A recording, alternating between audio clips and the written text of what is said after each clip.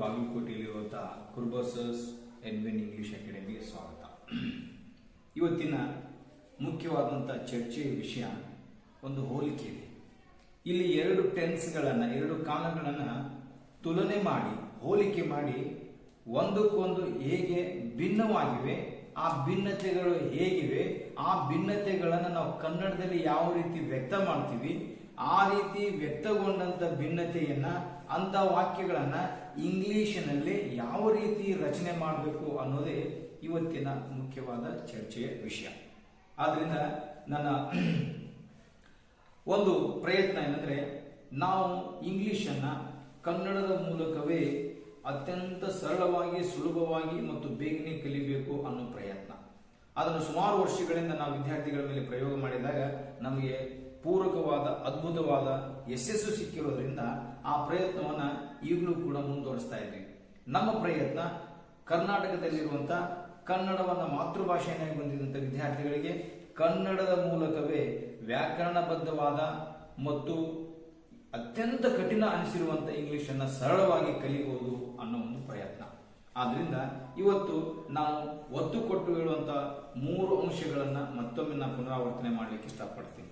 ಒಂದನೇದು, ನಾವು ಯಾವುದೇ ಒಂದು ವಾಕ್ಯವನ್ನ ಇಂಗ್ಲಿಷ್ನಲ್ಲಿ ಬರೆಯೋದಕ್ಕಿಂತ ಮುಂಚೆ ಅಥವಾ ಅದನ್ನು ಮಾತಾಡೋದಕ್ಕಿಂತ ಮುಂಚೆ ನಾವು ಆ ವಾಕ್ಯವನ್ನ ಕನ್ನಡದಲ್ಲಿ ಸಿದ್ಧಪಡಿಸ್ಕೊಳ್ಬೇಕು. ಆ ಕನ್ನಡ ವಾಕ್ಯ ನಮ್ಮ ಮನಸ್ಸಿನಲ್ಲಿ ಇರಬಹುದು ಅಥವಾ ಬರಹ ರೂಪದಲ್ಲಿ ಇರಬಹುದು. ಈ ಕನ್ನಡ ವಾಕ್ಯದಲ್ಲಿ ನಾನು ಏನು ಹೇಳ್ಬೇಕಂತೀನೋ, ನನ್ನ ಭಾವನೆಗಳು, ನನ್ನ ವಿಚಾರಗಳು, ನನ್ನ ಅನುಭವಗಳು ನನಗೆ ಅರ್ಥವಾಗ್ತವೆ, ಅರ್ಥವಾಗೋ ರೀತಿ ನಾನು ಬರ್ಕೊಂಡಿರ್ತೀನಿ.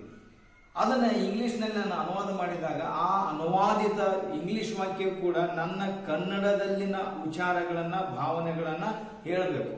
ಹೇಳದೇ ಇದ್ರೆ ಅದು ಇಂಗ್ಲಿಷ್ ವಾಕ್ಯ ತಪ್ಪಿದೆ ಅಂತ ಅನಿಸ್ತದೆ. ಆದ್ರಿಂದ ನಾವು ಸುಮ್ಮನೆ ಇಂಗ್ಲಿಷ್ನಲ್ಲಿ ಯಾವ್ಯಾವುದೋ ಶಬ್ದಗಳನ್ನ ಯಾವುದೋ ರೀತಿಯಲ್ಲಿ ನಮಗನಿಸಿದ ರೀತಿಯಲ್ಲಿ ಇದು ಸರಿ ಇರಬಹುದು ಅನ್ನೋ ತರ ವಾಕ್ಯಗಳನ್ನ ಬರೆದು ತಕ್ಕ ಮಟ್ಟಿಗೆ ಯಶಸ್ಸನ್ನು ಪಡಿಬಹುದು. ಅದು ಯಾವತ್ತೂ ಸರಿ ಇರ್ತಾವ ಅಂತ ಹೇಳಲಿಕ್ಕಾಗಲ್ಲ. ಆದ್ರೆ ನಾವು ಕನ್ನಡದ ಮೂಲಕ ಇಂಗ್ಲಿಷ್ ಹೋದಾಗ ನಾವು ಬರೆದಂತ ಪ್ರತಿಯೊಂದು ಇಂಗ್ಲಿಷ್ ವಾಕ್ಯವು ವ್ಯಾಕರಣಬದ್ಧವಾಗಿದ್ದು ಅಷ್ಟೇ ಅಲ್ಲ, ನಾನು ಕನ್ನಡದಲ್ಲಿ ಏನನ್ನ ವ್ಯಕ್ತ ಮಾಡ್ಲಿಕ್ಕೆ ಇಷ್ಟ ಮಾಡ್ತೀನೋ ಆ ವ್ಯಕ್ತ ಮಾಡುವಂತ ವಿಷಯಗಳು, ವಿಚಾರಗಳು, ಅನಿಸಿಕೆಗಳು ಆ ಇಂಗ್ಲಿಷ್ನಲ್ಲಿ 100% ಇರಲಿಕ್ಕೆ ಸಾಧ್ಯ ಇದೆ. ಆದ್ರಿಂದ ಒಂದನೇ ಅಂಶ, ನಾವು ಇಂಗ್ಲಿಷ್ನಲ್ಲಿ ವಾಕ್ಯವನ್ನು ಬರೋಕ್ಕಿಂತ ಮುಂಚೆ ಏನನ್ನ ಬರಿಬೇಕು ಅದು ಕನ್ನಡ ವಾಕ್ಯದಲ್ಲಿ ಇರಬೇಕು.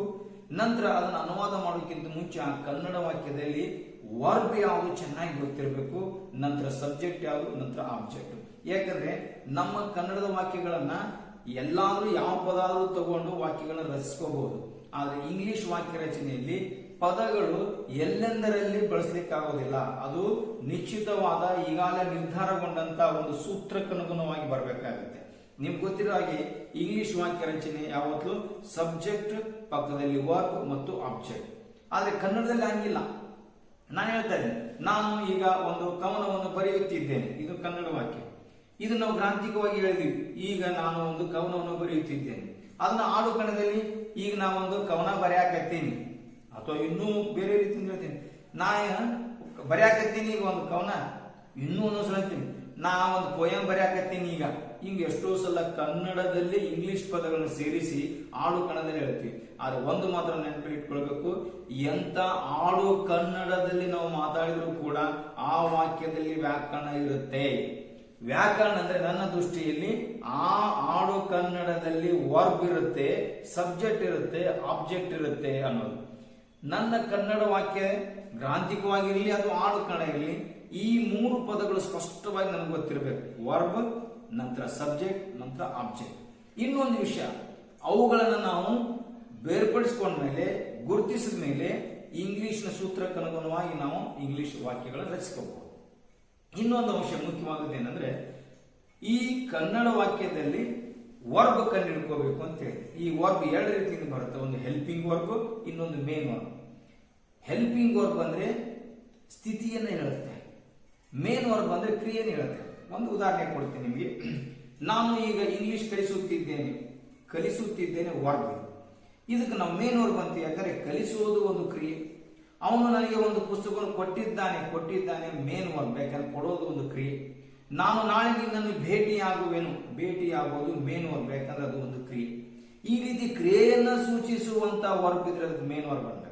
ಅದೇ ಇನ್ನೊಂದು ನೋಡಿ, ನಾನು ಒಬ್ಬ ಶಿಕ್ಷಕ ಇದ್ದೇನೆ, ಅವಳು ಒಬ್ಬ ಶಿಕ್ಷಕಿ ಇದ್ದಾಳೆ, ಅವನು ಒಬ್ಬ ಕವಿ ಇದ್ದಾನೆ, ಇದ್ದಾನೆ, ಇದ್ದಾಳೆ, ಇದ್ದೇನೆ, ಇದ್ದೇವೆ, ಇದ್ದೀರಿ, ಇರುವಿಕೆಯನ್ನು ಹೇಳ್ತಾ ಇದ್ರೆ ಇದು ಇರುವಿಕೆ, ಇದಕ್ಕೆ ನಾವು ಸ್ಥಿತಿ ಅಂತೀವಿ. ಇಂಥ ಹೆಲ್ಪಿಂಗ್ ವರ್ಬ್ ಅಂತೀವಿ. ಇಲ್ಲಿ ಕ್ರಿಯೆ ಇರೋದಿಲ್ಲ. ಹೆಲ್ಪಿಂಗ್ ವರ್ಬ್ ಬಳಸಿ ಸ್ಥಿತಿಯನ್ನು ಹೇಳುವಾಗ ಕ್ರಿಯಾಪದಗಳನ್ನ, ಕ್ರಿಯೆಯನ್ನು ಸೂಚಿಸುವಂತ ಪದಗಳನ್ನು ಬಳಸೋದಿಲ್ಲ. ಇವತ್ತಿನ ವಿಷಯ ಈ ರೀತಿ ಸ್ಥಿತಿಯನ್ನ ಹೇಳುವಂತಹ ವಾಕ್ಯಗಳನ್ನ ನಾವು ಇಂಗ್ಲಿಷ್ ನಲ್ಲಿ ಯಾವ ರೀತಿ ರಚನೆ ಮಾಡ್ಕೋಬೇಕು, ಅದಕ್ಕೆ ನಾವು 2 ಟೆನ್ಸ್ಗಳನ್ನು ತಗೊಂಡು ಹೋಲಿಕೆ ರೂಪದಲ್ಲಿ ಕಲಿತಾ ಇದ್ದೇವೆ.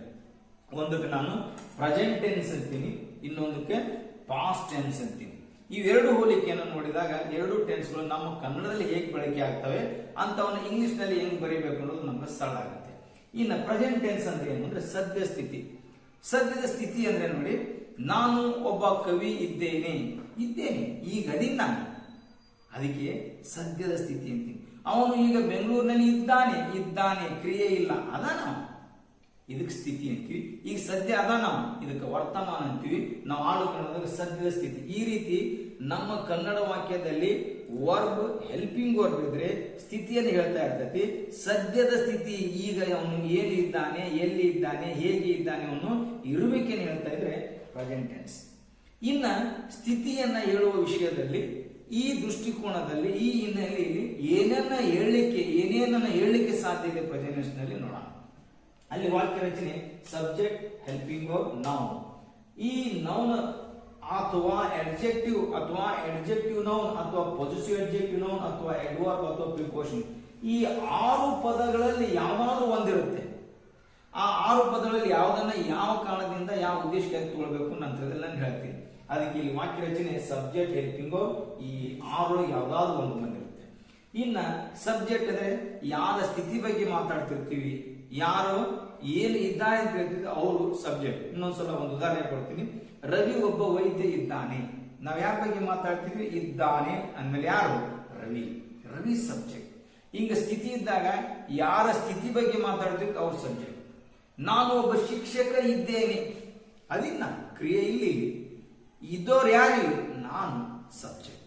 ಈ ರೀತಿ ಸ್ಥಿತಿ ಹೇಳುವಾಗ ಯಾರ ಸ್ಥಿತಿ ಬಗ್ಗೆ ಹೇಳ್ತಿರ್ತೀವಿ ಅವರು ಸಬ್ಜೆಕ್ಟ್. ಆ ಸಬ್ಜೆಕ್ಟ್ ಆ ಇದ್ದರೆ am helping verb fix. Am ಯಾವ ಸಬ್ಜೆಕ್ಟ್ ಕೊಡಬಾರ್ದು, ಆಯ್ ಬಂದಾಗ ಆಮ್ ಬಿಟ್ಟು ಉಳಿದು ಯಾವ ಹೆಲ್ಪಿಂಗ್ ವರ್ಬ್ ತಗೊಳ್ಬಾರ್ದು. ನಂತರ ಆರ್ ಬರ್ಬೋದು ಅಥವಾ ಈಸ್ ಬರ್ಬೋದು. ಯಾವಾಗ ಸಬ್ಜೆಕ್ಟ್ ಪ್ಲೂರಲ್ ಇದ್ದಾಗ ಆರ್, ಸಬ್ಜೆಕ್ಟ್ ಪ್ಲೂರಲ್ ಇದ್ದಾಗ ಆರ್ ಅಂದ್ರೆ we are, you are, they are. ಅದೇ ಸಬ್ಜೆಕ್ಟ್ ಸಿಂಗುಲರ್ ಇದ್ದಾಗ is, he is, she is, it is. Ravi is, Sudha is, singular ಅಂದ್ರೆ ಈ ಬರ್ಬೇಕು, ಗಂಡ್ಮಗ ಬರ್ಬೋದು, ಗಂಡ್ಮಗನ ಹೆಸರು ಬರ್ಬೋದು. ಶಿ ಅಂದ್ರೆ ಹೆಣ್ಮಗಳ ಹೆಸರು ಬರ್ಬೋದು, ಹೆಣ್ಮಗಳು ಬರ್ಬೋದು. ಅದು ಸಿಂಗುಲರ್, ಒಬ್ಬ ಹೆಣ್ಮಗಳದಾಳೆ, ಸಿಂಗುಲರ್. ಒಬ್ಬಳೆ ಗಂಡ್ಮಗ ಇದ್ದಾನೆ, singular. Ravi is, Ashok is, Sudha is, Radha is, my sister is, your sister, singular is. ಈ ರೀತಿ ನಾವು ವಾಕ್ಯ ರಚನೆಗೆ ಹೆಲ್ಪಿಂಗ್ ವರ್ಬ್ ಅನ್ನು ಬಳಸ್ಕೊಳ್ಬಹುದು. ಇದು ಪ್ರೆಸೆಂಟ್ ಟೆನ್ಸ್ ಅಂದ್ರೆ ಸದ್ಯದ ಸ್ಥಿತಿ. ಈಗ ನೋಡಿ, ನಾನು ಇಂದು ಬೆಂಗಳೂರಿನಲ್ಲಿ ಇದ್ದೇನೆ ಅಥವಾ ನಾನು ಈಗ ಬಾಗಲಕೋಟೆಯಲ್ಲಿ ಇದ್ದೇನೆ. ಏನಿದೆ ಕ್ರಿಯೆ ಇಲ್ಲ, ಇದ್ದೇನೆ ಇರುವಿಕೆ. ಈಗ ಸದ್ಯ ಅದೀನಿ ಪ್ರೆಸೆಂಟ್ ಟೆನ್ಸ್. ಅದೇ ನೋಡಿ, ನಾನು ನಿನ್ನೆ ಬೆಂಗಳೂರಿನಲ್ಲಿ ಇದ್ದೇನು ಹೆಲ್ಪಿಂಗ್ ವರ್ಬ್. ಯಾಕೆ ಇದ್ದೆ, ಏನು ಮಾಡ್ತಾ ಇದ್ದೇನು ಕ್ರಿಯೆ ಇಲ್ಲ, ಏನು ಮಾಡಿದ್ದೇನು ಕ್ರಿಯೆ ಇಲ್ಲ. ಈ ರೀತಿ ಕ್ರಿಯೆ ಇಲ್ಲದಿದ್ದಾಗ ಸ್ಥಿತಿ ಯಾವಾಗಿದ್ದೇನು, ನಿನ್ನೆ ಇದ್ದೇನು, ಮೊನ್ನೆ ಇದ್ದೇನು, 2 ವರ್ಷಗಳ ಹಿಂದೆ ಇದ್ದೇನು, ಹಿಂದೆ, ಅದು ಹಿಂದಿನ ಸ್ಥಿತಿ. ಇದಕ್ಕೆ ನಾವು ಇಂಗ್ಲಿಷ್ ನಲ್ಲಿ ಪಾಸ್ಟ್ ಟೆನ್ಸ್. ಬಹಳ ವಂಡರ್ಫುಲ್, ಬಹಳ ಖುಷಿ ಆಗುತ್ತೆ, ತಮಗೂ ಕೂಡ ಆಗ್ಬೋದು ಅಂತ ನನ್ನ ಅನಿಸಿಕೆ.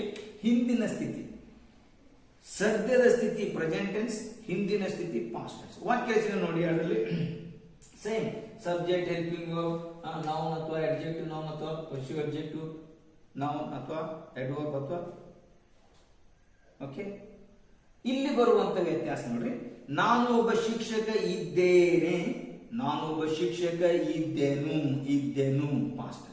ಏನ್ ವ್ಯತ್ಯಾಸ ಇದೆ, ನಾನು ಶಿಕ್ಷಕ ಇದ್ದೇನು ಹೆಲ್ಪಿಂಗ್ ವರ್ಬ್ಸ್. ಈ ಹೆಲ್ಪಿಂಗ್ ವರ್ಬ್ ಅಷ್ಟೇ ಬದಲಾಗ್ತವೆ. ಇಲ್ಲಿ ಬರುವಂತ helping verbs am, are, is. ಇಲ್ಲಿ ಬರುವಂತವು ಎರಡೇ ಎರಡು, ವಾಸ್ ಮತ್ತು ವರ್. ಈ ವಾಸ್ ವರ್ ಸಬ್ಜೆಕ್ಟ್ ಅನುಗುಣ ಹೋಗಿ ಸಿಂಗ್ಯುಲರ್ ಇದ್ದಾಗ ವಾಸ್, ಸಬ್ಜೆಕ್ಟ್ ಪ್ಲೂರಲ್ ಇದ್ರೆ ವರ್. ಐ ವಾಸ್ ನಾನು ಇದ್ದೆನು, ಹಿ ವಾಸ್ ಅವನು ಇದ್ದನು, ಶಿ ವಾಸ್ ಅವಳು ಇದ್ದಳು, ಇಟ್ ವಾಸ್ ಅದು ಇತ್ತು, ರವಿ ವಾಸ್ ರವಿ ಇದ್ದನು. ಅದೇ ಪ್ಲೂರಲ್ ವಿ ವರ್ ನಾವು ಇದ್ದೆವು, ಯು ವರ್ ನೀನು ಇದ್ದೆ, ಯು ವರ್ ನೀವು ಇದ್ದಿರಿ, ದೇ ವರ್ ಅವರು ಇದ್ದರು. ಈ ರೀತಿ ಪ್ರೆಸೆಂಟ್ ಟೆನ್ಸ್ಗೂ ಮತ್ತು ಪಾಸ್ಟ್ ಟೆನ್ಸ್ಗೂ, ಸದ್ಯದ ಸ್ಥಿತಿಗೂ ಮತ್ತು ಹಿಂದಿನ ಸ್ಥಿತಿಗೂ ವ್ಯತ್ಯಾಸ ಹೆಲ್ಪಿಂಗ್ ವರ್ಬ್ಸ್, ಸಹಾಯಕ ಕ್ರಿಯಾಪದ. ಒಂದು ಕ್ಲಿಯರ್ ಆಯ್ತು. ಇನ್ನು ಉದಾಹರಣೆ ತಗೊಂಡು ಒಂದೊಂದೊಂದು ಹೇಳ್ತಾ ಹೋಗೋಣ. ಇಲ್ಲಿ ನೋಡಿ, ಐ ಆಮ್ ಅ ಟೀಚರ್, ನಾನು ಒಬ್ಬ ಶಿಕ್ಷಕ ಇದ್ದೇನೆ. ಮುಗೀತು.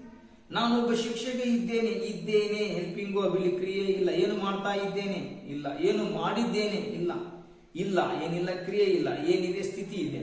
ಈ ಸ್ಥಿತಿ ಏನ್ ಹೇಳ್ತಾ ಇದೆ ನೋಡ್ರಿ, ನಾನು ಏನು ಇದ್ದೇನೆ, ಶಿಕ್ಷಕ ಇದ್ದೇನೆ. ಅವನು ಏನಿದ್ದಾನೆ, ಒಬ್ಬ ಕವಿ ಇದ್ದಾನೆ. ಅವಳು ಏನಿದ್ದಾಳೆ, ಒಬ್ಬ ನಟಿ ಇದ್ದಾಳೆ. ನಟಿ, ಶಿಕ್ಷಕ, ಸೈನಿಕ, ರೈತ, ಇವೆಲ್ಲಾನು ಒಬ್ಬ ವ್ಯಕ್ತಿ ಏನು ಇದ್ದಾನೆ ಅಂತ ಹೇಳ್ತೀವಲ್ಲ, ಅವಾಗ ಬಳಸಲಿಕ್ಕೆ ನಾವು ತಗೊಂಡಿದ್ದು ನೌನ್. ಅದಕ್ಕೆ ನನ್ನ ಫಾರ್ಮಲ್ಲಿ ಬರೆದಿದ್ದು ಸಬ್ಜೆಕ್ಟ್ ಹೆಲ್ಪಿಂಗ್ ವರ್ಬ್ ನೌನ್, ಅಂದ್ರೆ ವ್ಯಕ್ತಿ ಏನು ಇದ್ದಾನೆ ಹೇಳಿಕ್ಕೆ ನೌನ್ ತಗೊಳ್ತೀವಿ. ಅದೇ ಇಲ್ಲಿ ಪಾಸ್ಟ್ ಟೆನ್ಸ್ ನೋಡಿ, I was a teacher then, ನನ್ನ ಅರ್ಥ ಆಗ್ಲಿಕ್ಕೆ ಸ್ವಲ್ಪ ಬೇರೆ ಪದ ಬಳಸ್ಕೊಂಡು, ನಾನು ಆಗ ಒಬ್ಬ ಶಿಕ್ಷಕ ಇದ್ದೇನು. ಹೆಲ್ಪಿಂಗ್ ವರ್ಬ್ ಬಂದಾಗ ಹೆಲ್ಪಿಂಗ್ ವರ್ಬ್ಗೆ ಸ್ವತಂತ್ರವಾದ ಅರ್ಥ ಇರುತ್ತೆ.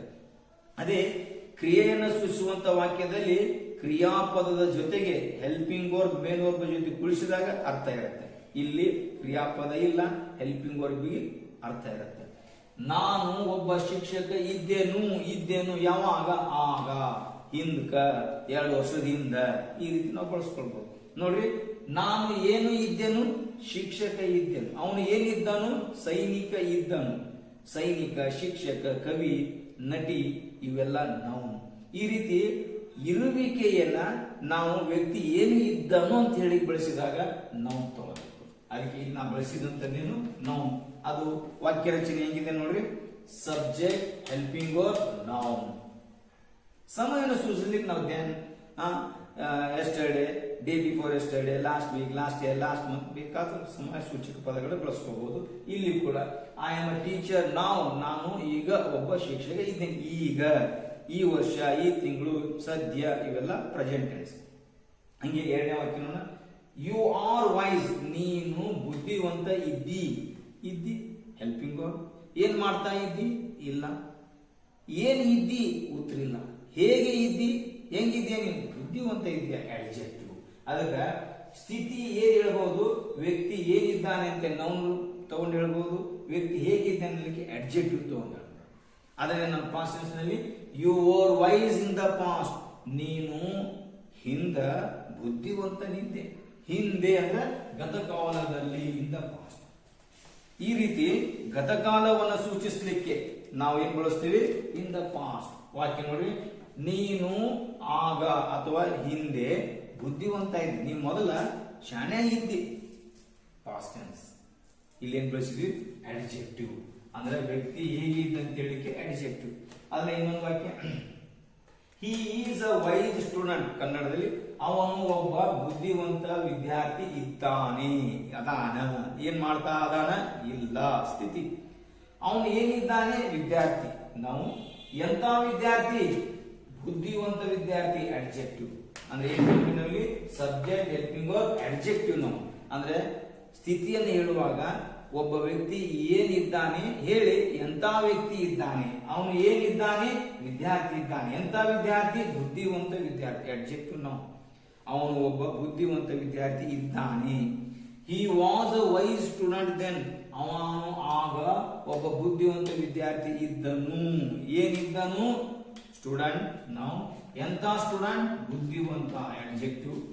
ಈ ರೀತಿ ಇಲ್ಲಿ ನಾವೇನ್ ಬಳಸಿದ್ವಿ, ಅಡ್ಜೆಕ್ಟಿವ್. ನಾವು ಇದನ್ನ ಆಡು ಕಾಣೋದಾಗ ನಮ್ಗೆ ಬಹಳ ಸರಳ ತಿಳಿದು ಬಿಡುತ್ತೆ. ಅವಾಗ ಬಹಳ ಶಾಣೆ ಸ್ಟೂಡೆಂಟ್ ಇದ್ದನ್ರಿ. ಏನಿದ್ದ ಸ್ಟೂಡೆಂಟ್ ಇದ್ದಾರೆ, ಎಂತ ಸ್ಟೂಡೆಂಟ್, ಶಾಣೆ, ಬುದ್ಧಿವಂತ ಸ್ಟೂಡೆಂಟ್, ಬುದ್ಧಿವಂತ ವಿದ್ಯಾರ್ಥಿ. ಇನ್ನೊಂದು ನೋಡೋಣ, ಹಿ ಈಸ್ ಮೈ ಸ್ಟೂಡೆಂಟ್. ಅವನು ನನ್ನ ವಿದ್ಯಾರ್ಥಿ ಇದ್ದಾನೆ ಅಂತಿರ್ತೀವಿ ಅಭಿಮಾನದಿಂದ ಶಿಕ್ಷಕರು ತಮ್ಮ ವಿದ್ಯಾರ್ಥಿಗಳು. ಅವ ನನ್ನ ಸ್ಟೂಡೆಂಟ್ ಅದನ್ರಿ. ಅದಕ್ಕೆ ನೋಡ್ರಿ, ಈಗ ಸ್ಟೂಡೆಂಟ್ ಹಿಂದಿನ ಹಾಕಿದ್ರಿ ವೈಸ್ ಜಗದೊಳಗ ಮಾಹಿತಿ ಅಂದ್ರೆ ಇದು ಕೂಡ ಅಡ್ಜೆಕ್ಟಿವ್. ಅಲ್ಲಿ ಇದಕ್ಕೆ ನಾವು ಪೊಸೆಸಿವ್ ಅಡ್ಜೆಕ್ಟಿವ್ ಅಂತೀವಿ. ಪೊಸೆಸಿವ್ ಅಡ್ಜೆಕ್ಟಿವ್ ಅಂದ್ರೆ ಒಂದು ನಾವು ಯಾರಿಗೆ ಸೇರಿದೆ. He is my student. ಯಾರಿಗೆ ಸೇರಿದಾನೆ? ನನಗೆ ಸೇರಿದಾನೆ. ನನ್ನ ವಿದ್ಯಾರ್ಥಿ, ನಮ್ಮ ವಿದ್ಯಾರ್ಥಿ, our student. He is her student. ಅವ ಅಕಿ ವಿದ್ಯಾರ್ಥಿ ಅದನ್ರಿ ಅಂದ್ರೆ ಗೌರವದಿಂದ ಅವಳ ಅಂದ್ರೆ ಇನ್ನೂ ಗೌರವದಿಂದ ಅವ್ರ ವಿದ್ಯಾರ್ಥಿ ಅದನ್ರಿ.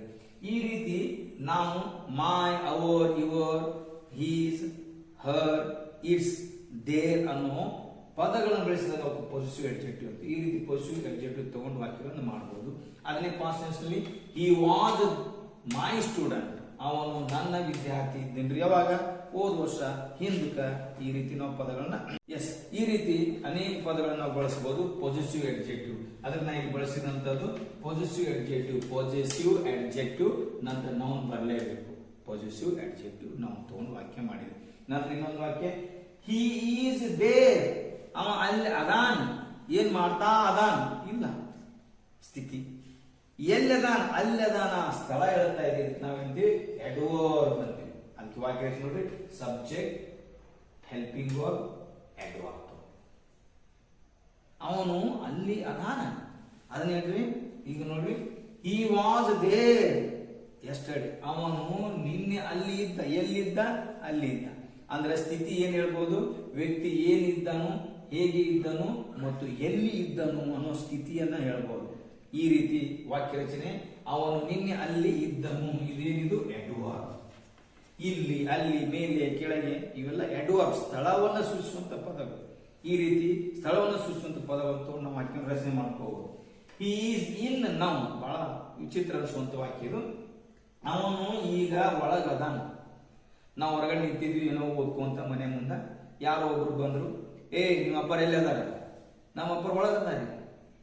ಎಲ್ಲದಾನವ? ಅವನ್ ಒಳಗದಾನ್ರಿ. ಒಳಗದಾನ. ಎದರ ಒಳಗದಾನ? ಇಲ್ಲ, ಸ್ಥಳ. ಅದು ಎಡ್ವರ್ಬ್. ಇದು ಕೂಡ ಒಂದು ಎಡ್ವರ್ಬ್.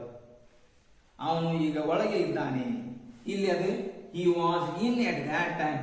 ಆ ಸಮಯದಲ್ಲಿ ಅವನು ಒಳಗಿದ್ದ. ಯಾವ ಸಮಯ? ನೀವು ಬಂದಿದ್ರಲ್ರಿ, ಆ ಸಮಯದೊಳಗೆ ಅವನು ಒಳಗಿದ್ದ. ಎಡ್ವರ್ಬ್. ಅದನ್ನೇ ಇನ್ನೊಂದು ಸ್ವಲ್ಪ ಮುಂದೆ ನೋಡೋಣ. He is in the class. ನೋಡಿ, ಅವನು ವರ್ಗದಲ್ಲಿ ಇದ್ದಾನೆ. ಕ್ರಿಯೆ ಇಲ್ಲ, ಸ್ಥಿತಿ. ಎಲ್ಲಿದ್ದಾನೆ? ವರ್ಗದಲ್ಲಿದ್ದಾನೆ. ಈಗ ವರ್ಗದ ಒಳಗೆ, ವರ್ಗದಲ್ಲಿ. ಈಗ ಇದೇನಾಯ್ತು? ಈ ಇನ್ ಎಡ್ವರ್ಬ್. ಅದೇ ಮುಂದಿನ ವಾಕ್ಯದಲ್ಲಿ ಇನ್ನೇನಾಯ್ತು? ಪ್ರಿಪೋಸಿಷನ್. ಪ್ರಿಪೋಸಿಷನ್ ಯಾಕಾಗತ್ತಂದ್ರೆ ಸ್ಥಳದ ಹೆಸರಿನ ಜೊತೆ ಬರ್ಬೇಕು. ಇಲ್ಲಿ ಸ್ಥಳ ಒಳಗೆ, ಬರೀ ಸ್ಥಳ. ಸ್ಥಳದ ಹೆಸರು ವರ್ಗ. ಬಾಗಲಕೋಟೆ. ಅವನು ಈಗ ಬಾಗಲಕೋಟೆಯಲ್ಲಿದ್ದಾನೆ. ಇನ್ ಬಾಗಲಕೋಟ್, ಸ್ಥಳ. ಈ ರೀತಿ ಸ್ಥಳವನ್ನ ಸೂಚಿಸಲಿಕ್ಕೆ ಬಂದಾಗ ಅವಾಗ ಅದರ ಮುಂದೆ ಬಳಸಿದಂತ ಶಬ್ದ ಪ್ರಿಪೋಷನ್. ಈ ರೀತಿ ವಾಕ್ಯವನ್ನ ಪ್ರಿಪೋಷನ್ ನಾವು ತಗೊಂಡು ಮಾಡಬಹುದು. ಅಂದ್ರೆ ಇಲ್ಲಿ ಸೂಕ್ಷ್ಮವಾಗಿ ಗಮನಿಸುವಂತ ಒಂದು ಬಹಳ ಮುಖ್ಯವಾದಂತ ಒಂದು ಪದ ಇದೆ. ಈಗ ನೋಡೋಣ. He is in the class. ಅವನು ವರ್ಗದಲ್ಲಿ ಇದ್ದಾನೆ. ಅವನು ವರ್ಗದಲ್ಲಿ, ವರ್ಗದ ಒಳಗ ಅದಾನ. ಇದು ವಾಕ್ಯ ಮುಗಿತು. ವಾಕ್ಯ ಪೂರ್ಣಗುಣ ಆಯ್ತು. ಆದ್ರೆ ನಾನು ಪದೇ ಪದೇ ಹೇಳ್ತಾ ಇದ್ದೀನಿ, ಇಲ್ಲಿ ಸ್ಥಿತಿ ಹೇಳ್ತೀವಿ, ಕ್ರಿಯೆ ಹೇಳಬಾರ್ದು ಅಂದ್ರೆ ಇಲ್ಲಿ ನೀವು ಕ್ರಿಯೆ ತರ, ಕ್ರಿಯೆಯನ್ನು ಸೂಚಿಸುವ ತರ ಒಂದು ಶಬ್ದ ಕಾಣಿಸ್ತಾ ಇದೆ ಅಂತ ಅನಿಸ್ತಾ ಇದೆ. ಏನು ನೋಡೋಣ. ಲರ್ನ್ ಅಂದ್ರೆ ಕಲಿ. ಇಲ್ಲಿ ವಾಕ್ಯ ಅವನು ವರ್ಗದಲ್ಲಿ ಇಂಗ್ಲಿಷ್ ಕಲಿಯುತ್ತಾನೆ ಅಂತಿಲ್ಲ, ಕಲಿಯುತ್ತಿದ್ದಾನೆ ಅಂತಿಲ್ಲ. ಇಲ್ಲ ಅಂದಮೇಲೆ ಅದು ಕ್ರಿಯೆ ಅಲ್ಲ, ಅದು ಮೇನ್ ವರ್ಬ್ ಅಲ್ಲ. ಏನದು ನೋಡೋಣ. ಯಾವತ್ತೂ ನೆನ್ಪಿಟ್ಕೊಳ್ಳಿ, ಒಂದು ವರ್ಬ್ ಹೆಲ್ಪಿಂಗ್ ರೂಪದಿಂದ ಬರಲಿ ಅಥವಾ ಮೇನ್ ವರ್ಬ್ ರೂಪದಿಂದ ಬರಲಿ, ಅದು ವಾಕ್ಯದ ಅರ್ಥವನ್ನು ಪೂರ್ಣಗೊಳಿಸುತ್ತೆ. ಇದು ವಾಕ್ಯದ ಅರ್ಥವನ್ನು ಪೂರ್ಣಗೊಳಿಸುತ್ತವೆ ಇಲ್ಲ ನೋಡೋಣ. ಲರ್ನ್ ಕಲಿ, ಅದರಿಂದ ಟು ಹಚ್ಚಿದ್ದು ಲೂ ಮೀನಿಂಗ್ ಕೊಡುತ್ತೆ. ಲರ್ನ್ ಕಲಿ, ಟು ಲರ್ನ್ ಕಲಿಯಲು. ಗೋ ಹೋಗು, ಟು ಗೋ ಹೋಗಲು. ಕಮ್ ಬಾ, ಟು ಕಮ್ ಬರಲು. ಇದು ವರ್ಬ್ ಅಲ್ಲ, ಮೇನ್ ವರ್ಬ್ ಅಲ್ಲ. ಮೇನ್ ವರ್ಬ್ ಅಂದ್ರೆ ವಾಕ್ಯದ ಅರ್ಥವನ್ನು ಪೂರ್ಣಗೊಳಿಸಬೇಕು. ಅವನು ಇಂಗ್ಲಿಷ್ ಕಲಿಯುತ್ತಿದ್ದಾನೆ ವರ್ಗದಲ್ಲಿ. ಹಿಂಗೆ ಏನೇನೋ ತಿಳ್ಕೊಂತಿರ್ತೀವಿ ನಾವು, ಸುಮ್ಮನೆ ನೋಡಿ. ನಾನು ಅದನ್ನ ಬೇಡ ಅಂತ ಹೇಳಿ ಶಬ್ದ ಸಹ ನಾವು ವಾಕ್ಯವನ್ನು ಅರ್ಥ ಮಾಡ್ಕೊಳ್ಬೇಕು. ಅವಾಗ ಸರಿಯಾದ ಅರ್ಥ, ಸರಿಯಾದ ವಾಕ್ಯ ರಚನೆ ಆಗ್ಲಿಕ್ಕೆ ಸಾಧ್ಯ. ಇಲ್ಲೇನಿದೆ? ಇಂಗ್ಲಿಷ್ ಕಲಿಯಲು ಅವನು ವರ್ಗದಲ್ಲಿ ಇದ್ದಾನೆ. ಎಲ್ಲಿ ಪೂರ್ಣ ಆಗಿತ್ತು ವಾಕ್ಯ? ಇದ್ದಾನೆ. ಅದು ಇದ್ದಾನೆ ಅಂತಿದ್ರೆ ನೋಡ್ರಿ, ಇಂಗ್ಲಿಷ್ ಕಲಿಯಲು ಅವನು ವರ್ಗದಲ್ಲಿ ಇಲ್ಲ, ಪೂರ್ಣ ಆಗಿಲ್ಲ. ಪೂರ್ಣ ಆಗೋದು ಇದ್ದಾನೆ. ಅದು ಹೆಲ್ಪಿಂಗ್ ವರ್ಬ್ ಇರಲಿ, ಮೇನ್ ವರ್ಬ್ ಇರಲಿ, ವಾಕ್ಯದ ಅರ್ಥ ಪೂರ್ಣ ಮಾಡ್ತೈತಿ. ಇದು ಪೂರ್ಣ ಮಾಡೋದಿಲ್ಲ. ಇಂಗ್ಲಿಷ್ ಕಲಿಯಲು ಅವನು ವರ್ಗದಲ್ಲಿ ಪೂರ್ಣ ಆಗೋದು ಅಂದ್ಮೇಲೆ ಇದು ಅಲ್ಲ, ಇದು ಹೆಲ್ಪಿಂಗ್ ವರ್ಬ್ ಅಂತೂ ಅಲ್ವೇ ಅಲ್ಲ, ಕ್ರಿಯೆ ತರ ಕಾಣಿಸುತ್ತೆ, ಮೇನ್ ವರ್ಬ್ ಅಲ್ಲ. ಇದಕ್ಕೆ ನಾವೇನ್ತೀವಿ? ಇನ್ಫಿನಿಟಿವ್ ಅಂತೀವಿ. ಈ ರೀತಿ ಸ್ಥಿತಿಯನ್ನು ಸೂಚಿಸುವಂತ ವಾಕ್ಯಗಳಲ್ಲಿ ಇನ್ಫಿನಿಟಿವ್, ಸಾಕಷ್ಟು ಇನ್ಫಿನಿಟಿವ್ ಬಳಸ್ಕೋಬಹುದು. ಅವನು ಇಂಗ್ಲಿಷ್ ಕಲಿಯಲು ವರ್ಗದಲ್ಲಿ ಇದ್ದಾನೆ. ಇಂಗ್ಲಿಷ್ ಮಾತನಾಡಲು ಅವನು ಈಗ ವರ್ಗದಲ್ಲಿದ್ದಾನೆ. Is in the class to learn English. English ಕಲಿಸಬೇಕಂತೇಳಿ ಅವನು ಈಗ ವರ್ಗದಾಗ ಅದಾನ. Is in the class to teach English. ಅದನ್ನೇ ನಾವು ಪಾಸ್ಟ್ ಟೆನ್ಸ್ ನಲ್ಲಿ ಹಿ ವಾಸ್ ಇನ್ ಬಾಗಲಕೋಟ್ ಸ್ವಲ್ಪ ಭಿನ್ನವಾಗಿ ಬರ್ತಿದ್ವಿ. ಅವನು ಬಾಗಲಕೋಟೆಯಲ್ಲಿ ಇದ್ದನು. ಅದಕ್ಕೆ ಟು ಲರ್ನ್, ಕಲಿಯಲು ಇಂಗ್ಲಿಷ್. ಇದು ಕೂಡ ಇನ್ಫಿನಿಟ್. ಹಿಂಗೆ ನಾನು ಈ ವಾಕ್ಯದಲ್ಲಿ ಏನನ್ನು ಪ್ರಯತ್ನ ಮಾಡ್ತಾ ಇದ್ದೀನಿ ಅಂದ್ರೆ, ಸ್ಥಿತಿಯನ್ನ ಸೂಚಿಸುವಂತ ವಾಕ್ಯದಲ್ಲಿ ಕ್ರಿಯೆ ಸೂಚಿಸುವಂತ ಮೇನ್ ವರ್ಬ್ ಇರಬಾರದು, ಆದ್ರೆ ಇನ್ಫಿನಿಟಿವ್ ಇರಬಹುದು. ಇನ್ಫಿನಿಟಿವ್ ಅಂದ್ರೆ ಒಂದು ವರ್ಬಿಗೆ TO2 ಹಚ್ಚಿ ಲೂ ಮೀನಿಂಗ್ ಪಡ್ಕೊಳ್ಳೋದು. ಲರ್ನ್, ಕಲಿ, ಟು ಲರ್ನ್, ಕಲಿಯಲು. ಅವನು ಇಂಗ್ಲಿಷ್ ಕಲಿಯಲು ಬಾಗಲಕೋಟೆಯಲ್ಲಿ ಇದ್ದಾನ. ಅದನ್ನ ಇಂಗ್ಲಿಷ್ ಕಲಿಬೇಕಂತೇಳಿ ಅವ ಈಗ ಬಾಗಲಕೋಟೆ ಅದಾನ ಅಂದಾದರೆ, ಇಂಗ್ಲಿಷ್ ಅವ ಬಾಗಲಕೋಟೆ ಕಲಿಯಾಕತ್ಯಾನ ಅನ್ನೋದು ಬೇರೆ. ಇಲ್ಲಿ ಹಂಗಿಲ್ಲ, ಕಲಿಯಲು, ಕಲಿಯುತ್ತಿದ್ದಾನೆ ಅಂದಂಗಲ್ಲ. ಅದಕ್ಕೆ ಏನಂತೀವಿ ನಾವು? ಇನ್ಫಿನಿಟಿವ್. ಈ ರೀತಿ ನಾವು ಸದ್ಯದ ಸ್ಥಿತಿಗಳು ಒಂದು ಪ್ರೆಸೆಂಟ್ ಟೆನ್ಸ್ ನಲ್ಲೂ ಪಾಸ್ಟ್ ಟೆನ್ಸ್ ನಲ್ಲೂ ಇನ್ಫಿನಿಟಿವ್ ಅನ್ನು ಬಳಸಬಹುದು, ಭಿನ್ನ ಭಿನ್ನವಾಗಿ. ಅದಕ್ಕೆ ನನ್ನ ಈ ಸಣ್ಣ ಸಣ್ಣ ವಾಕ್ಯಗಳನ್ನ ನಿಮಗೆ ಪದೇ ಪದೇ ರಿಪೀಟ್ ಮಾಡಿ ಸ್ವಲ್ಪ ಮಟ್ಟಿಗೆ ನೀವು ಬೇಜಾರು ತಂದಿದ್ರೂ ಕೂಡ ನನ್ನ ಪ್ರಯತ್ನ ಇಂಥ ವಾಕ್ಯಗಳನ್ನ ನೀವು ಕಲೀಲಿ ಅನ್ನೋದು. ಯಾಕಂದ್ರೆ ಇವಕ್ಕೆ ನಾವು ಏನೇನೋ ಕೊಟ್ಟು ಯಾವ್ಯಾವ ಟೆನ್ಸ್ ನಲ್ಲಿ ಪುಸ್ತಕಗಳಲ್ಲಿ ನಾವು ಉದಾಹರಣೆಗಳನ್ನ ಕೊಟ್ಟಾಗ ಹುಡುಗರಿಗೆ ನಿಖರವಾಗಿ ಕಲಿಬೇಕು ಅನ್ನೋರಿಗೆ ಆಗೋದಿಲ್ಲ. ಸುಮ್ಮನೆ ಇದು ಹೆಂಗಳ ಅಂತೇಳಿ ಸುಮ್ಮನೆ ಊಹೆ ಮಾಡಿ ಬರುವಾಗ ಇದು ತಿಳಿದು ಬಿಡುತ್ತೆ ಅನಿಸುತ್ತೆ, ಅದು ತಿಳಿದಿರೋದಿಲ್ಲ, ಸರಿಯಾಗಿ ಅದು ಬಳಕೆ ಆಗಿರೋದಿಲ್ಲ.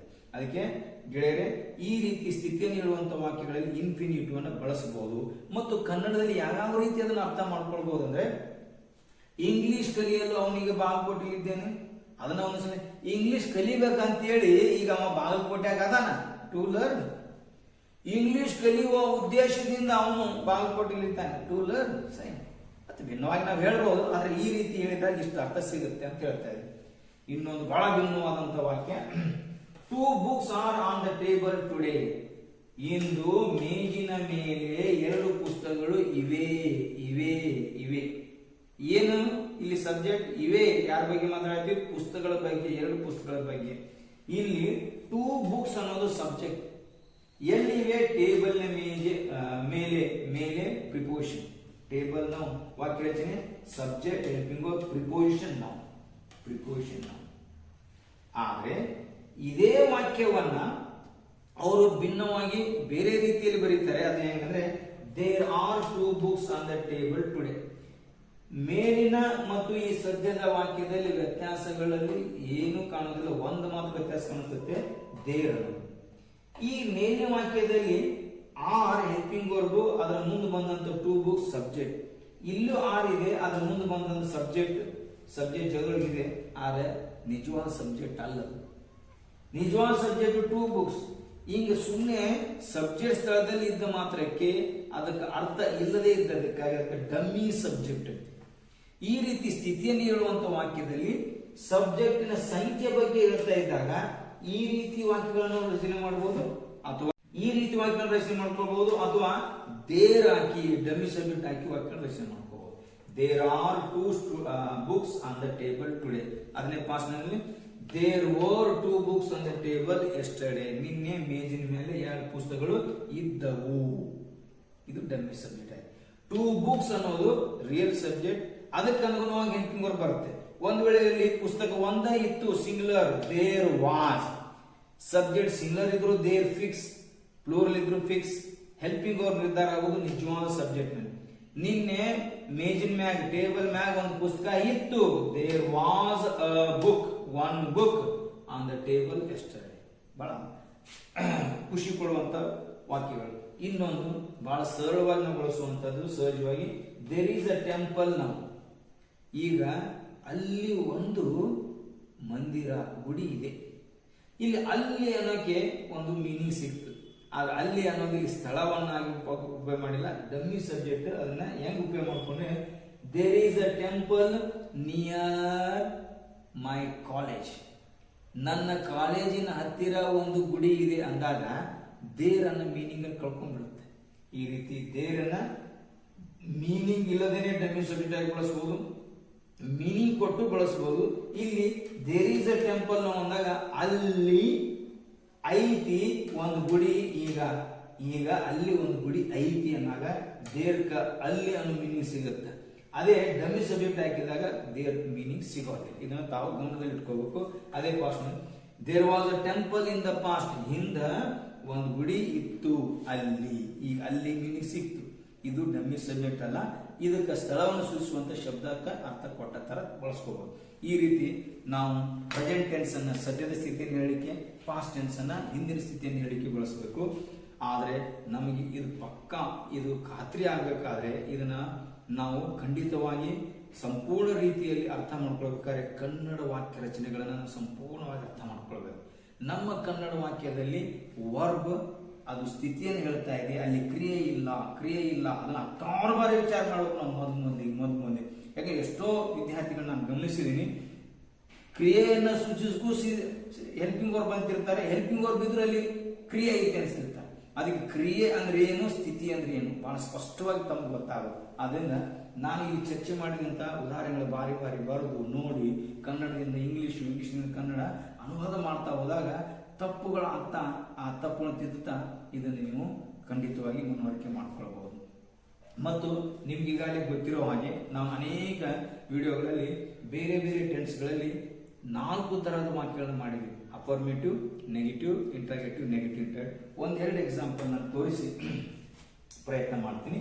ನೋಡಿ, ಒಂದು ಎಕ್ಸಾಂಪಲ್ ತೋರೋಣ. I am a teacher. ನಾನೊಬ್ಬ ಶಿಕ್ಷಕ ಇದ್ದೇನೆ.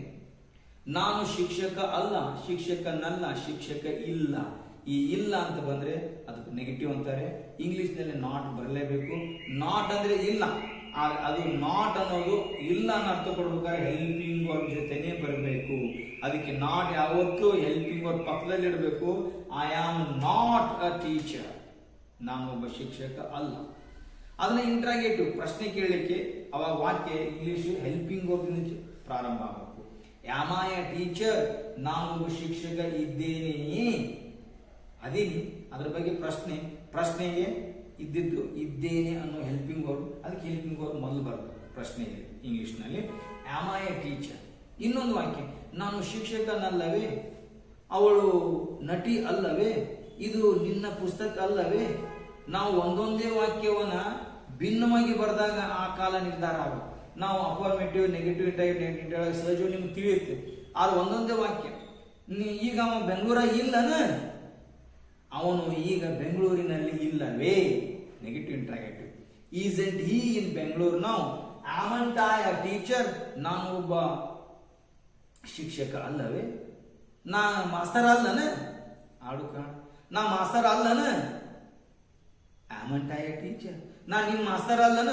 ಆಮಂಟ್ ಐ ಯುವರ್ ಟೀಚರ್? ಬಹಳ ಸರಳ. ಅದನ್ನೇ ಪಾಸ್ಟ್ ಟೆನ್ಸ್ ನಲ್ಲಿ ನೋಡೋಣ. ಇದನ್ನ 4 ವಾಕ್ಯಗಳು. ನಾನು ಒಬ್ಬ ಶಿಕ್ಷಕ ಇದ್ದೇನೆ, ನಾನು ಒಬ್ಬ ಶಿಕ್ಷಕನಲ್ಲ, ನಾನು ಒಬ್ಬ ಶಿಕ್ಷಕ ಇದ್ದೇನೆಯೇ, ನಾನು ಒಬ್ಬ ಶಿಕ್ಷಕನಲ್ಲವೇ. I am a teacher, I am not a teacher, am I a teacher, amn't I teacher. ನಾನು ಒಬ್ಬ ಶಿಕ್ಷಕ ಇದ್ದೇನು, ನಾನು ಒಬ್ಬ ಶಿಕ್ಷಕ ಇದ್ದಿಲ್ಲ ಅಥವಾ ಇರಲಿಲ್ಲ, ನೆಗೆಟಿವ್. ನಾನು ಒಬ್ಬ ಶಿಕ್ಷಕ ಇದ್ದೇನೆ, ನಾನು ಒಬ್ಬ ಶಿಕ್ಷಕ ಇದ್ದಿಲ್ಲವೇ ಅಥವಾ ಇದ್ದಿದ್ದಿಲ್ಲವೇ ಅಥವಾ ಇರಲಿಲ್ಲವೇ. I was a teacher, I was not a teacher, was I a teacher, wasn't I a teacher. ಅದನ್ನೇ ಸೆಕೆಂಡ್ ಪರ್ಸನ್ ಕೊಂದು ತಗೋಣ. You are wise. ನೀನು ಬುದ್ಧಿವಂತನಿದ್ದಿ, ನೀನು ಬುದ್ಧಿವಂತನಲ್ಲ. ನೀನು ಬುದ್ಧಿವಂತನಿದ್ದೀಯಾ, ನೀನು ಬುದ್ಧಿವಂತನಲ್ಲವೇ. You are wise, you are not wise, are you wise, aren't you wise. Past tense ನಲ್ಲಿ ನೀನು ಬುದ್ಧಿವಂತನಿದ್ದೆ, ನೀನು ಬುದ್ಧಿವಂತನಿದ್ದಿದ್ದಿಲ್ಲ, ನೀನು ಬುದ್ಧಿವಂತನಿದ್ದೆಯಾ, ನೀನು ಬುದ್ಧಿವಂತನಿದ್ದಿದ್ದಿಲ್ಲವೇ. You were wise, you are not wise, were you wise, weren't you wise. ಅದನ್ನ ಥರ್ಡ್ ಪರ್ಸನ್ ಅಂತ ತಗೋಣ. He is a wise student. ಅವನು ಒಬ್ಬ ಬುದ್ಧಿವಂತ ವಿದ್ಯಾರ್ಥಿ ಇದ್ದಾನೆ. ಅವನು ಒಬ್ಬ ಬುದ್ಧಿವಂತ ವಿದ್ಯಾರ್ಥಿ ಇಲ್ಲ. ಅವನು ಒಬ್ಬ ಬುದ್ಧಿವಂತ ವಿದ್ಯಾರ್ಥಿ ಇದ್ದಾನೆ. ಅವನು ಒಬ್ಬ ಬುದ್ಧಿವಂತ ವಿದ್ಯಾರ್ಥಿ ಇಲ್ಲವೇ? He is a wise student. He is not a wise student. Is he a wise student? Isn't he wise student? ಅದನ್ನೇ ಪಾಸ್ಟ್ ಟೆನ್ಸ್ ನಲ್ಲಿ ಅವನು ಬುದ್ಧಿವಂತ ವಿದ್ಯಾರ್ಥಿ ಇದ್ದನು. ಅವನು ಒಬ್ಬ ಬುದ್ಧಿವಂತ ವಿದ್ಯಾರ್ಥಿ ಇದ್ದಿದ್ದಿಲ್ಲ. ಅವನೊಬ್ಬ ಬುದ್ಧಿವಂತ ವಿದ್ಯಾರ್ಥಿ ಇದ್ದಾನೆ. ಅವನೊಬ್ಬ ಬುದ್ಧಿವಂತ ವಿದ್ಯಾರ್ಥಿ ಇದ್ದಿದ್ದಿಲ್ಲವೇ? He was a wise student. He was not a wise student. Was he a wise student? Wasn't he a wise student? ಇದು ತಮ್ಮ ಗಮನಕ್ಕೆ ಬರಲಿಕ್ಕೆ ಸಾಕು. ಆದರೆ ಅತ್ಯಂತ ಪ್ರಮುಖವಾದಂಥ ಒಂದು ಕನ್ನಡದ ತಪ್ಪನ್ನು ನಾನು ತಮ್ಮ ಗಮನಕ್ಕೆ ತರಲಿಕ್ಕೆ ಇಷ್ಟಪಡ್ತೀನಿ. ಏನಂದ್ರೆ ಈಗ ಮೊದಲು ಇನ್ನೊಂದು ಬರೇ ಹೆಲ್ಪಿಂಗ್ ವರ್ಬ್ ಹಿಡ್ಕೊಂಡು ನಾವು ಅದನ್ನು 4 ವಾಕ್ಯಗಳನ್ನು ಮಾಡಲಿಕ್ಕೆ ಪ್ರಯತ್ನ ಮಾಡಿ. ಆಮ್ ಇದ್ದೇನೆ, ವಾಸ್ ಇದ್ದೇನು, ಆಮ್ ನಾಟ್ ಇಲ್ಲ, ವಾಸ್ ನಾಟ್ ಇದ್ದಿದ್ದಿಲ್ಲ, ಆಮ್ ಇದ್ದೇನೆ, ವಾಸ್ ಇದ್ದೇನೆ. ಪ್ರಶ್ನೆ, ಆಮಂಟ್ ಇಲ್ಲವೇ, ವಾಸಂಟ್ ಇದ್ದಿದ್ದಿಲ್ಲವೇ, ಆರ್ ಇದ್ದಿ, ಓರ್ ಇದ್ದೆ, ಆರ್ ನಾಟ್ ಇಲ್ಲ, ಓರ್ ನಾಟ್ ಇದ್ದಿದ್ದಿಲ್ಲ, ಆರ್ ಇದ್ದೀಯಾ, ವರ್ ಇದ್ದೆಯಾ, ಆರಂಟ್ ಇಲ್ಲವೇ, ವರಂಟ್ ಇದ್ದಿದ್ದಿಲ್ಲವೇ. ಸಿಂಗ್ಲರ್ ತಗೊಂಡು ಮಾಡಬಹುದು. ಈಸ್ ಇದ್ದಾನೆ, ವಾಸ್ ಇದ್ದನು, ಈಸ್ ನಾಟ್ ಇಲ್ಲ, ವಾಸ್ ನಾಟ್ ಇದ್ದಿದ್ದಿಲ್ಲ, ಈಸ್ ಇದ್ದಾನೆಯೇ, ವಾಸ್ ಇದ್ದಾನೆ, ಈಸಂಟ್ ಇಲ್ಲವೇ, ವಾಸಂಟ್ ಇದ್ದಿದ್ದಿಲ್ಲವೇ. ಇದು ಬಹುಶಃ ನೀವು ಇದನ್ನ ಬಾರಿ ಬಾರಿ ಕೇಳಿದಾಗ ಹೌದಲ್ಲ ನಾವು ಸಹಜವಾಗಿ ಮಾತಾಡ್ತೀವಿ ಅಂತ ಅನಿಸ್ಬೋದು. ಆದರೆ ಒಂದು ದೊಡ್ಡ ತಪ್ಪು ಈ ವಾಕ್ಯ ಕನ್ನಡ ವಾಕ್ಯದಲ್ಲಿ ನಾವು ಮಾಡ್ತಿರ್ತೀವಿ. ಅದನ್ನೇ ನೋಡಿ ನಾನು ಪದೇ ಪದೇ ಹೇಳ್ತಾ ಇದ್ದೀನಿ, ನೀವು ಕನ್ನಡ ವಾಕ್ಯಗಳನ್ನು ರಚಿಸ್ಕೊಳ್ಬೇಕು. ಮೊದಲು ಕನ್ನಡ ವಾಕ್ಯಗಳನ್ನು ರಚಿಸ್ಕೋಬೇಕು. ನಾನು ಪದೇ ಪದೇ ಹೇಳ್ತಾ ಇದ್ದೀನಿ, ನೀವು ಕನ್ನಡ ವಾಕ್ಯನ ಮೊದಲು ರಚನೆ ಮಾಡಬೇಕು, ಆಮೇಲೆ ಇಂಗ್ಲಿಷ್ ಹೋಗ್ಬೇಕು ಅಂತೇಳಿ. ಆದರೆ ಈ ಕನ್ನಡ ರಚನೆಗಳಲ್ಲಿ ನಾವು ಸಹಜವಾಗಿ ಮಾಡಬಹುದಾದ ತಪ್ಪುಗಳ ಅರಿವು ಕೂಡ ನಮ್ಗೆ ಇರಬೇಕು. ಯಾವುದು ಇಲ್ಲಿ ನಾವು ವಿಶೇಷವಾಗಿ ಪ್ರೆಸೆಂಟ್ ಟೆನ್ಸ್ ನಲ್ಲಿ ಮಾಡುವ ಒಂದು ತಪ್ಪು ಏನು ಅಂದ್ರೆ ಸಹಜವಾಗಿ ನಾವು ತಿರುಗಿ ಸಹಜ ಏನಿದ್ದೀನಿ ನಾನು ಒಬ್ಬ ಶಿಕ್ಷಕ, ಅವನು ಒಬ್ಬ ಕವಿ. ನಾವು ಏನನ್ನ ಬಿಡ್ತಾ ಇದ್ವಿ ಸ್ವಲ್ಪ ಗಮನಿಸಿ. ನಾನು ಒಬ್ಬ ಶಿಕ್ಷಕ, ಇದು ನಮಗೆ ವಾಕ್ಯ ಪೂರ್ಣ ಆಗಿದೆ ಅನಿಸುತ್ತೆ. ಆದ್ರೆ ಏನಲ್ಲಿಲ್ಲ, ಇದ್ದೇನೆ ಹೆಲ್ಪಿಂಗ್ ಅವ್ರು ಬರಲಿಲ್ಲ. ಅವ ಡಾಕ್ಟರಪ್ಪ ಏನದ, ಅವನು ಡಾಕ್ಟರ್ ಇದ್ದಾನೆ ಅನ್ನಂಗೆ ಇಲ್ಲ. ಹಿಂಗ ಅನ್ನದೇ ಇದ್ದಾಗ ನನ್ನ ಮಾತು ಕೇಳಿ ನೀವು ಕನ್ನಡದ ಎಲ್ಲಾ ಪದಗಳು ಇಂಗ್ಲಿಷ್ ನಲ್ಲಿ ಆಗ್ಬೇಕು ಅಂದಾಗ ಕನ್ನಡದಲ್ಲಿ ಹೆಲ್ಪಿಂಗ್ ವರ್ಬ್ ಇಲ್ಲದೆ ಇದ್ದಾಗ ಅದನ್ನ ಇಂಗ್ಲಿಷ್ ಹೆಲ್ಪಿಂಗ್ ವರ್ಬ್ ಬಿಟ್ ಮಾಡಿದ್ರೆ ಇಂಗ್ಲಿಷ್ ವಾಕ್ಯ ತಪ್ಪು. ನಾನು ಒಬ್ಬ ಶಿಕ್ಷಕ, ಐ ಎ ಟೀಚರ್, ರಾಂಗ್. ನಾನು ಇದ್ದೇನೆ ಅಂದಿಲ್ಲ ಅಂತೇಳಿ ನೀ ಹೆಲ್ಪಿಂಗ್ ವರ್ಬ್ ಇಂಗ್ಲಿಷ್ ನಲ್ಲಿ ಬಿಟ್ಟು ಇಂಗ್ಲಿಷ್ ವಾಕ್ಯ ತಪ್ಪು. ನಾನು ಕನ್ನಡದಲ್ಲಿ ಬಿಡಬಹುದು, ನೀನು ಕನ್ನಡದಲ್ಲಿ ಬಿಡಬಹುದು. ಯಾಕೆ? ಅದನ್ನು ಇಡಿಯಾಗಿ ನಾವು ಕನ್ನಡ ನಮ್ಮ ಮಾತೃಭಾಷೆಯಿಂದ ಅರ್ಥ ಆಗಿಬಿಡುತ್ತೆ. ಆಕಿ ಡಾಕ್ಟರ್ ಇತ್ತಪ್ಪ, ಆಕಿ ಡಾಕ್ಟರ್ ತಿ ಅದನ್ನ ಚಂದನು, ಆಕಿ ಡಾಕ್ಟರ್ ತಿ ಅದಾಳ ನಂಗೆ ಏನು ಅದು ನಾಯಿ ಇದೇ ಅಂದಿಲ್ಲ. ನಮ್ಮ ಕನ್ನಡದಾಗ ಹೆಲ್ಪಿಂಗ್ ವರ್ಬ್ ಇಲ್ಲ ಅಂತೇಳಿ ಇಲ್ಲಿ ಹೆಲ್ಪಿಂಗ್ ವರ್ಬ್ ಬಿಟ್ ವಾಕ್ಯ ಇಂಗ್ಲಿಷ್ ನಲ್ಲಿ ಮಾಡಿದ್ವಿ, ಇಂಗ್ಲಿಷ್ ವಾಕ್ಯ ತಪ್ಪು. ಅದು ನಾಯಿ. ಇಟ್ ಈಸ್ ಅ ಡಾಗ್ ಅನ್ಬೇಕು, ಈಸ್ ಅನ್ಲೇಬೇಕು, ಆಮ್ ಅನ್ಲೇಬೇಕು, ಆರ್ ಅನ್ಲೇಬೇಕು. ಕನ್ನಡದಲ್ಲಿ ಅನ್ನದೇ ಇದ್ರೆ ದಯವಿಟ್ಟು ಇದನ್ನು ಗಮನಿಸ್ಬೇಕು. ನೀವು ನಾನು ಬಹಳಷ್ಟು ವರ್ಷಗಳಿಂದ ವಿದ್ಯಾರ್ಥಿಗಳನ್ನು ಗಮನಿಸಿದಾಗ ಇದು ವಿಷಯ ನನ್ನ ಗಮನಕ್ಕೆ ಬಂತು. ಯಾಕಂದ್ರೆ ಈ ವ್ಯತ್ಯಾಸಗಳು ನಮ್ಗೆ ಗೊತ್ತಾಗದೇ ಇದ್ರೆ ನಾಳೆ ಸಿಂಪಲ್, ಕಂಪೌಂಡ್, ಕಾಂಪ್ಲೆಕ್ಸ್ ಸೆಂಟೆನ್ಸ್ ಅನ್ನ ನಾವು ಬರೆಯುವಾಗ ಇವೇ ತಪ್ಪುಗಳನ್ನಲ್ಲಿ ಮಾಡ್ತೀವಿ. ಆದ್ರಿಂದ ಈ ತಪ್ಪುಗಳನ್ನ ನಾವು ಸರಿಪಡಿಸ್ಕೊಳ್ಬೇಕು. ನಾವು ಕನ್ನಡದಲ್ಲಿ ಸ್ಥಿತಿಯನ್ನು ಹೇಳುವಂತ ಹೆಲ್ಪಿಂಗ್ ವರ್ಬ್ ಬಳಸದೇ ಇದ್ರೂ ಕೂಡ ಸ್ಥಿತಿಯನ್ನು ಹೇಳುವಂತ ಆ ಕನ್ನಡ ವಾಕ್ಯವನ್ನು ಇಂಗ್ಲಿಷ್ ಬರೆಯುವಾಗ ಹೆಲ್ಪಿಂಗ್ ವರ್ಬ್ಸ್ ಅನ್ನ ಬಳಸಲೇಬೇಕು. ಇಲ್ಲದಿದ್ರೆ ಇಂಗ್ಲಿಷ್ ವಾಕ್ಯ ತಪ್ಪಾಗುತ್ತೆ. ಆದ್ರೆ ಮತ್ತೊಂದು ವಿಷಯ ಗಮನ ಕೊಡ್ತೀನಿ ನಿಮಗೆ. ನೀವು ಸಹಜವಾಗಿ ಪ್ರೆಸೆಂಟ್ ಟೆನ್ಸ್ ನಲ್ಲಿ ಹೆಲ್ಪಿಂಗ್ ವರ್ಬ್ಸ್ ಬಳಸೋದಿಲ್ಲ, ಆದ್ರೆ ಖಂಡಿತವಾಗಿ ಪಾಸ್ಟ್ ಟೆನ್ಸ್ ನಲ್ಲಿ ಸ್ಥಿತಿ ಹೇಳುವಾಗ ನೀವು ಬಳಸ್ತೀವಿ. ಯಾಕಂದ್ರೆ ನೋಡ್ರಿ, ನಾನು ಒಬ್ಬ ಕವಿ ಇದ್ದೇನೆ ಅನ್ನೋದು ಒಂದಷ್ಟು. ಅದನ್ನೇ ಪಾಸ್ಟ್ ಟೆನ್ಸ್ ಹೇಳುವಾಗ ನಾನು ಒಬ್ಬ ಕವಿ ಅನ್ನೋಂಗೆ ಇಲ್ಲ, ಅಂತೀರಿ ಏನೇ ನಾ ಕವಿ ಇದ್ದೀನಿ, ನಾನು ಆ ಕಾಲೇಜ್ ಪ್ರಿನ್ಸಿಪಾಲ್ ಹಿಂಗಂದ್ರೆ ಪ್ರೆಸೆಂಟ್, ನಾನು ಆ ಕಾಲೇಜಿನ ಪ್ರಿನ್ಸಿಪಾಲ್ ಇಷ್ಟ ಬಿಟ್ಟು ಅಂದ್ರೆ ಪ್ರೆಸೆಂಟ್ ಆಗಿರುತ್ತೆ. ಆದ್ರೆ ಪಾಸ್ಟ್ ಟೆನ್ಸ್ ಹೇಳುವಾಗ ನೀನು ಅಂದೇ ಅಂತೀಯ ನಾನು ಆ ಕಾಲೇಜ್ ಪ್ರಿನ್ಸಿಪಾಲ್ ಇದ್ದೀನ್ರಿ, ಇದ್ದೇನು, ಐ ವಾಸ್ ದ ಪ್ರಿನ್ಸಿಪಾಲ್, ಬಂದೇ ಬರೋದು. ಆದ್ರೆ ತಪ್ಪುಗಳು ಜಾಸ್ತಿ ಆಗೋದು ವರ್ತಮಾನ ಕಾಲದಲ್ಲಿ. ಆದ್ರಿಂದ ಆ ತಪ್ಪನ್ನ ಮಾಡದೆ ಅಕಸ್ಮಾತ್ ಹೆಲ್ಪಿಂಗ್ ವರ್ಕ್ ಬಿಟ್ಟಂತ ವಾಕ್ಯಗಳಿದ್ರು ಕೂಡ ಸ್ಥಿತಿ ಇದೆ ಅಂತ ಗಮನಕ್ಕೆ ಬರೋದೇ ಇಲ್ಲ. ಅವಾಗ ಇದನ್ನ ಹೆಂಗ್ ಮಾಡೋದು ಅಂತ ನಾನು ಒಬ್ಬ ಕವಿ, ನಾನು ಹೇಳಿನಿ ಪದೇ ಪದೇ, ನಿಮ್ಮ ವಾಕ್ಯದಲ್ಲಿ ಹೆಲ್ಪಿಂಗ್ ವರ್ಬರ್ ಇರಬೇಕು ಅಥವಾ ಮೇನ್ ವರ್ಬರ್ ಇರಬೇಕು, ನೀವು ಹುಡುಕಾಡಿದಾಗ ಸಿಗೋದೇ ಇಲ್ಲ, ಕ್ರಿಯೆಗೂ ಸಿಗೋದಿಲ್ಲ, ಹೆಲ್ಪಿಂಗ್ ವರ್ಬ್ ಇಲ್ಲ. ಇಂಥ ವಾಕ್ಯ ಹೆಂಗ್ ಮಾಡ್ಬೇಕಂತ ಅವಾಗ ಕನ್ಫ್ಯೂಷನ್ ಆಗೋದು ಬೇಡ. ಈಗ ನಾನು ಒಬ್ಬ ಕವಿ, ಇಲ್ಲ ಏನಿಲ್ಲ, ಹೆಲ್ಪಿಂಗ್ ವರ್ಬ್ ತಗೊಳ್ಳೇಬೇಕು. ಅವನೊಬ್ಬ ಕವಿ, ಈಸ್, ಅವಳೊಬ್ಬ ಕವಿತ್ರಿ, ಶಿ ಈಸ್ ಅ ಪೋಯಟ್ರೆಸ್. ಈ ರೀತಿ ನಾವು ಪ್ರೆಸೆಂಟ್ ಟೆನ್ಸ್ ಮತ್ತು ಪಾಸ್ಟ್ ಟೆನ್ಸ್ ಅನ್ನ ಕನ್ನಡದಲ್ಲಿ ಚೆನ್ನಾಗಿ ಅರ್ಥ ಮಾಡ್ಕೊಂಡು ಈ ಪ್ರೆಸೆಂಟ್ ಟೆನ್ಸ್ ನಲ್ಲಿ ಇಷ್ಟೆಲ್ಲಾ ತರದ ವಾಕ್ಯಗಳು ಮಾಡ್ಬೋದು. ನೀವು, ನಾನು ನಿಸ್ಸಂದೇಹವಾಗಿ ಹೇಳ್ತೀನಿ, ಇಂಥ ವಾಕ್ಯಗಳನ್ನ ಸಾಕಷ್ಟು ಬರೆದಿದ್ದೀರಿ. ಆದ್ರೆ ಯಾಕೆ ಹಂಗೆ ಬರಿತೀವಿ, ಆ ವಾಕ್ಯ ಜೋಡಣೆ ಹಂಗೆ ಹಾಕಿದೆ ಅಂತ ದಯವಿಟ್ಟು ನೀವು ಅರ್ಥ ಮಾಡ್ಕೊಳ್ಬೇಕು, ಪ್ರಯತ್ನ ಮಾಡಬೇಕು. ಅದೇ ರೀತಿ ಪಾಸ್ಟ್ ಟೆನ್ಸ್. ಈ ರೀತಿ ನಮ್ಮ ಎರಡೂ ಕಾಲಗಳನ್ನ, ಎರಡೂ ಸ್ಥಿತಿಗಳನ್ನ ತುಲನಾತ್ಮಕವಾಗಿ ನೋಡಿದಾಗ ನಮ್ಮ ಕನ್ನಡ ವಾಕ್ಯಗಳು ಪ್ರೆಸೆಂಟ್ ಇದೆಯೋ ಪಾಸ್ಟ್ ಟೆನ್ಸ್ ಇದೆಯೋ ಅನ್ನೋದು ತುಂಬ ಗಮನಕ್ಕೆ ಬರುತ್ತೆ. ಆದ್ರಿಂದ ಈ ವಿಡಿಯೋ ಈ ಎರಡು ಕಾಲಗಳನ್ನ ನಿಮ್ಗೆ ತಿಳಿಸ್ಲಿಕ್ಕೆ ಸಾಕಷ್ಟು ಒಳ್ಳೆಯ ಮಾಹಿತಿ ಕೊಟ್ಟಿತ್ತು ಅನ್ನೋ ನನ್ನ ನಂಬಿಕೆ. ಆದ್ರಿಂದ ಈ ವಿಡಿಯೋ ನಿಮ್ಗೆ ಇಷ್ಟ ಆದರೆ ದಯವಿಟ್ಟು ಲೈಕ್ ಮಾಡಿ, ನಿಮ್ಮ ಎಲ್ಲಾ ಗೆಳೆಯರಿಗೆ, ನಿಮ್ಮ ಸಂಬಂಧಿಕರಿಗೆ ಇಂಗ್ಲಿಷ್ ಕಲಿಯಲಿಕ್ಕೆ ಇಷ್ಟ ಇರುವಂತ, ಆಸಕ್ತಿ ಇರುವಂತ ಒಂದು ಅದ್ಭುತವಾದಂತ ಭಾಷೆ, ಪರಕೀಯ ಭಾಷೆಯನ್ನ ನಮ್ಮ ಮಾತೃಭಾಷೆಯಿಂದ ಕಲಿಬೇಕು ಅನ್ನೋ ವಿದ್ಯಾರ್ಥಿಗಳಿಗೆ ದಯವಿಟ್ಟು ಇದನ್ನು ಶೇರ್ ಮಾಡಿ. ಮತ್ತು ಒಂದು ಛಲ ತೊಟ್ಟು ಕನ್ನಡದ ಮೂಲಕವೇ ಕನ್ನಡಿಗರಿಗೆ ಇಂಗ್ಲಿಷನ್ನು ಚೆನ್ನಾಗಿ, ಬೇಗನೆ, ಸರಳವಾಗಿ, ಸುಲಭವಾಗಿ ಕಲಿಸಬೇಕು ಅನ್ನೋ ಒಂದು ಗುರಿ ಇಟ್ಕೊಂಡು ಹೋಗುವಂತ ನಮ್ಮ ಚಾನಲ್ಗೆ ತಾವು ದಯವಿಟ್ಟು ಸಬ್ಸ್ಕ್ರೈಬ್ ಮಾಡಿ. ಈ ಚಾನಲ್ ಅನ್ನು ಪ್ರೋತ್ಸಾಹಿಸಿದಷ್ಟು ಇಂಗ್ಲಿಷ್ ಜ್ಞಾನ ಕರ್ನಾಟಕದಲ್ಲಿ ಹರಡಲಿಕ್ಕೆ ಸಾಧ್ಯ ಆಗುತ್ತೆ ಅಂತ ಹೇಳ್ತಾ ಈ ವಿಡಿಯೋ ಇಲ್ಲಿಗೆ ಮುಗಿಸ್ತಾ ಇದ್ದೀನಿ. ತಮಗೆ ಧನ್ಯವಾದ.